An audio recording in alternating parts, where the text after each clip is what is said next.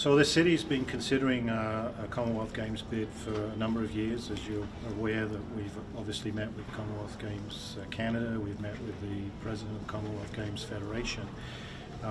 These are, significant bids in terms of the dollars that are involved, and as a city we are fully committed, but we also wanted to ensure that our provincial government was committed to the bid, and that has been confirmed by the Premier, and so that is why we're going forward. And how much money do you expect to mount this, and how much do you expect to get from the province? So the bids that for Glasgow and Brisbane, there's been about $1 billion has been the cost of putting on a games of this magnitude. I believe Brisbane is expecting about a $2 billion return on that investment. In terms of the formal bid itself, it's in the $5 to $7 million range. How much do you expect to get from the province to support if you get the games? In the previous Commonwealth Games bids, the city's contribution has been in the sort of the 10 to 20% range, with 80% coming from other levels of government. Have you been in contact with the federal government about? Yes, we've been in contact with the federal government. The federal government remains interested in the bid. We're not aware of any sort of formal funding, and we certainly wanted to ensure the level of provincial commitment going forward before we made a decision to bid. The federal government remains interested to bid for Commonwealth Games. Both Brisbane and Glasgow bid with the support of their states, in other words, the equivalent of the province. And in Brisbane's case, their federal government has come in and has provided funding after the decision to bid.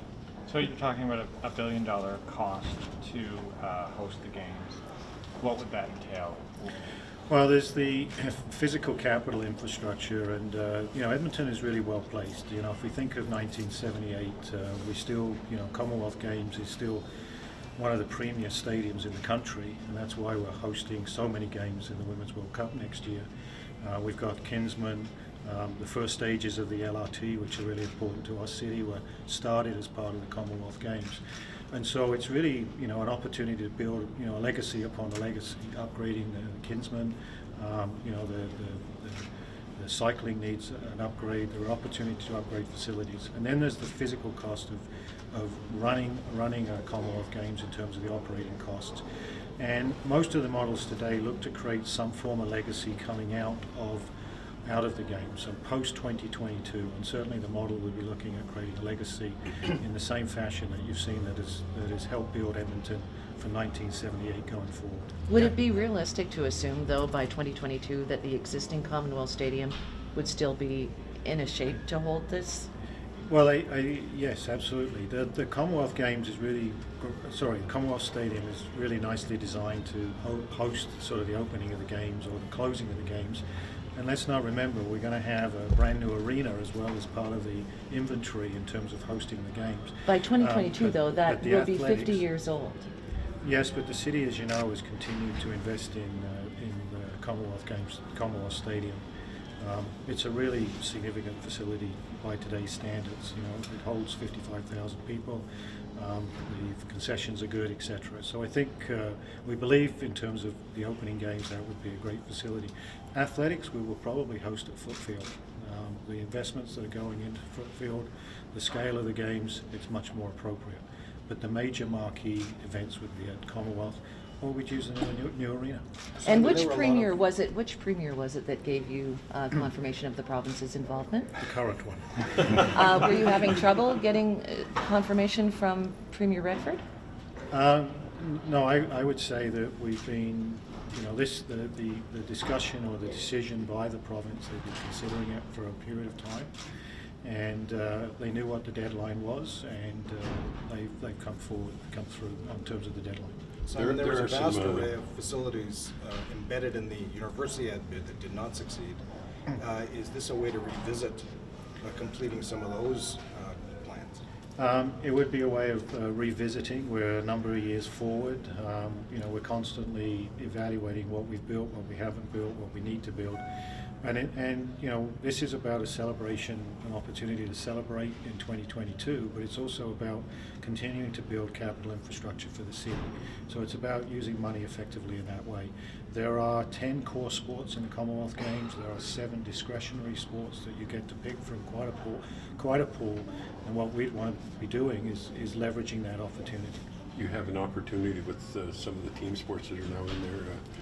The mentioned women's field hockey and the rugby sevens to create a new stadium of, I don't know, 10,000 seats range sort of thing where you could potentially have a professional soccer club move into later. Is that in the brain anyway? So all these sort of potentials sort of are out there, but the real point here is that there is a commitment to bid.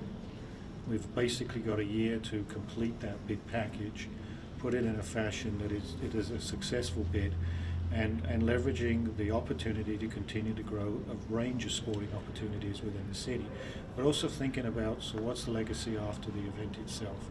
And if we go back to 78, you know, we can sit here today and we can point to very, very significant investments in the city that are a consequence of bringing a major event to the city. So would you anticipate any new venues outright, or would the money just be going into existing facilities? Well, you know, the bicycle track, for example, needs a complete rebuild. Some of the firing range is 30 or 40 years old, but some of our other assets we've continued to keep up. So I think we would be looking at an upgrade to Kinsman, for example, rather than a new facility. So we would work our way through that. And can we assume that you'd be sending a delegation to Glasgow this summer? Yes, we would be sending a delegation to Glasgow. We would have official observer status. It's tremendously important to understand how an event is actually managed. We've got a very experienced events team in the city, and have got a very strong reputation externally about our ability to manage events, but it's always about honing our skills and being competitive that way. We were in Glasgow in 2012, and we've spoken to Glasgow around their bid process and how they were successful in some of those key concepts. And are you setting up some sort of steering committee, Commonwealth Games committee? Yeah, so you know, the interesting thing, or the dichotomy with these bids, is they almost need to be somewhat secretive in terms of getting the bid out, but as soon as the bid is out, you know, we want to open this up. This is actually a community opportunity. The major sports franchises, groups in the city will absolutely play a role, and that's how successful bids are built. So there'll be a similar volunteer committee to the one in the 78 games? It'll follow the model that we've used to bring a number of events to the city. You know, there's an announcement tomorrow, there's the World Cup that's happening later this year, there's the major World Cup happening next year, etc., etc. You When will they announce if your bid is, or if our bid is successful, and I guess how confident are you? So the deadline for the formal bid is March of 2015, and the formal announcement is on September the 2nd in Auckland, 2015. So you've only got one other city you're going up We've against? got one other city. And now that the deadline's passed, that's it? That's It's it. the two of you? Yep. So what can you say about Durban? Well, you know, Africa, an emerging continent. South Africa did host the 2010 World Cup. It'll be a competitive, formidable competitor, but the city's done very well in terms of its bids over many years. We'll put a professional, emotional, passionate bid together. And at the end of the day, you know, these are competitive processes. Has South Africa ever hosted Commonwealth? Africa has never hosted. Africa has never. Sorry? Well, it's a political process. I'm just wondering, there'd be a strong Africa block of votes, I would think, in support of Durban. How big a hurdle might that be to overcome? Well, to think that the city would put an application in and it would just be accepted, you know, this is going to be a highly competitive process.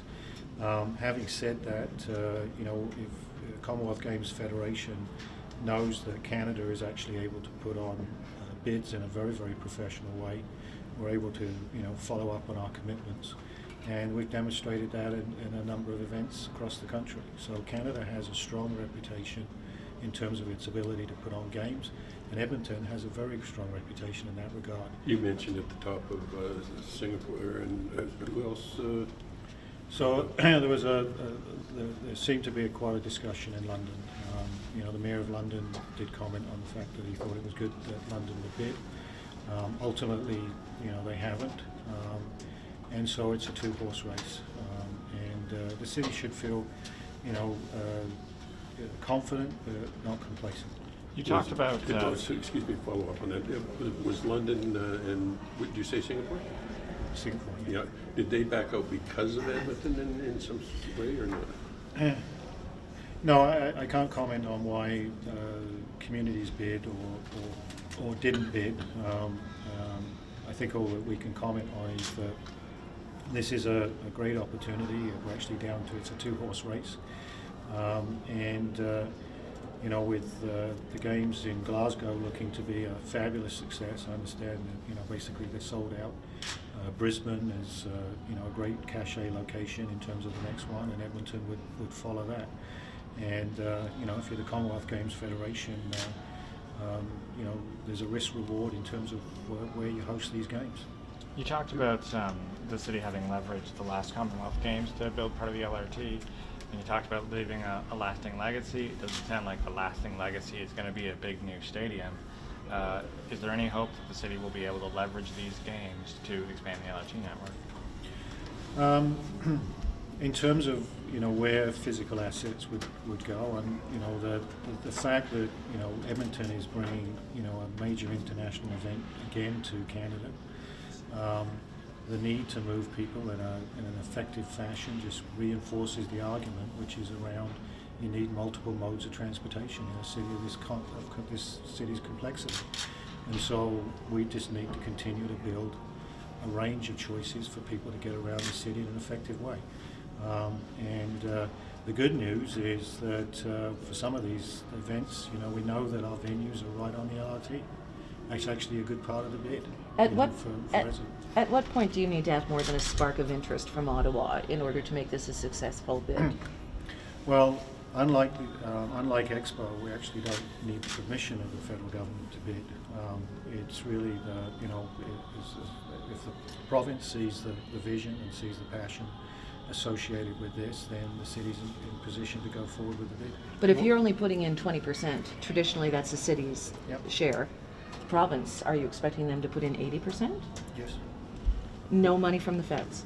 Well, I think both the province and the city will continue to pursue the federal government because we think it's valuable for them to play an event of this nature. This is a national, it's a national country-building event. But you would typically think that the federal government would be involved. But you're Having saying that the said province has committed to 80% funding? That's the kind of model we've been talking about. Is that the legacy money they put in the budget?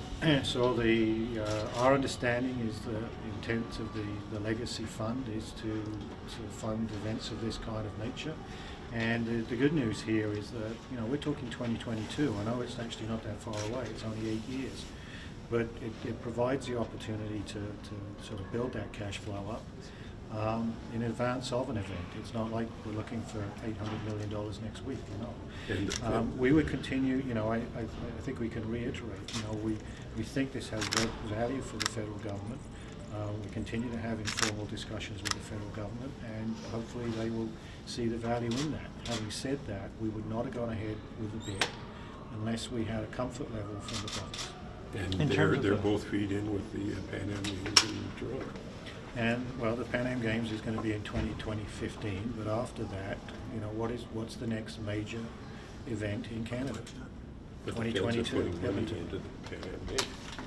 Yeah, so I think we just reiterate that we think it's important for the federal government to be a partner, but most successful partners have willing partners. The bid package itself, the $5 to $7 million for the bid package, is that all going to be the city? Is that going to be the city and the province? No, we are going to continue to talk to the province around formulating that bid. Okay. But the province is fully aware of what it costs to put the bid forward, and the province is fully aware of the $1 billion price tag. And are you far enough down the road to Time have... for one more question. Yeah, That's it. are you far enough down the road to have determined whether you would build an athlete's village and then sell it, or let the modern, or go to existing university champions? So the good news there is we've actually got choices. And I think that's really a nice position to be in. So do we upgrade, renovate, renew what we've got, or do we build a separate village? But the good news there is we've actually got the choice. Are you excited? I'm excited, yeah. Do you think you're going to? We will. We don't go into these things to come second, put it that way. Rossdale in apartments like you had perhaps? Probably less so, simply because of the nature of the event and how you bring people together. Right now it's about getting that bid package put together, involving the community in the preparation of that, and getting past that deadline of September the 2nd actually, in terms of being the host, and moving on from there. And how big is the South Campus arena that you're envisioning? That's a discussion point. I think what you've got on the South Campus right now is a couple of tremendous assets. You've got the foot field with the athletics, and you've got the Saville Centre, Go Centre with the basketball. And the good news there is we've got the Canadian women using that as their home. We had the announcements last week around track Edmonton, and so these are all added things that just add to a momentum of the bid. Thank you.